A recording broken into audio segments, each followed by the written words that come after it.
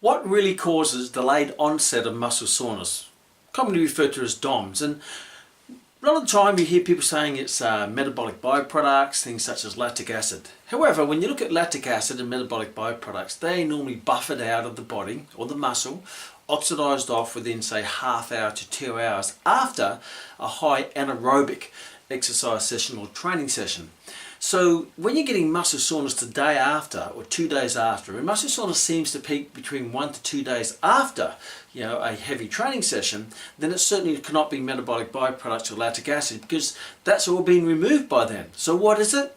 Well, if you look at the muscle under a microscope or take a muscle biopsy, you'd see that after say heavy weight training session that applies a lot of force and tension on a muscle, then you're going to get what we call microscopic tears or inflammation at the micro level of the muscle. So if you look under the microscope, you see all these sort of microscopic tears and inflammation amongst the sarcomeres that make up the muscle.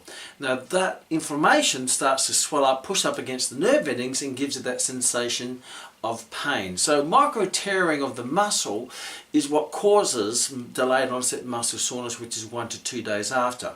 Now if it's macro tearing, then that's obviously not good, because now you've got a significant part of the muscle that is strained or torn that can actually affect the performance and the function of the muscle. But microscopic tearing, well, over time that will heal, and then the muscle soreness will go away. As the inflammation goes down, the muscle will build and get stronger, and that's what the whole point of training is. Not to get muscle soreness, because maybe getting muscle soreness is an indicator that maybe you train with too heavy a load or you train too much, because if you keep doing that, then that will probably lead to possibly not recovering, getting diminishing returns, a decrease in performance, maybe a decrease in performance, and eventually an injury. So yes, delayed onset muscle soreness is a good indicator that you've done something different or you've done something strenuous, but it's not the only indicator that you should take into account, and it's certainly not caused by lactic acid or metabolic byproducts. And that would be no cow poo.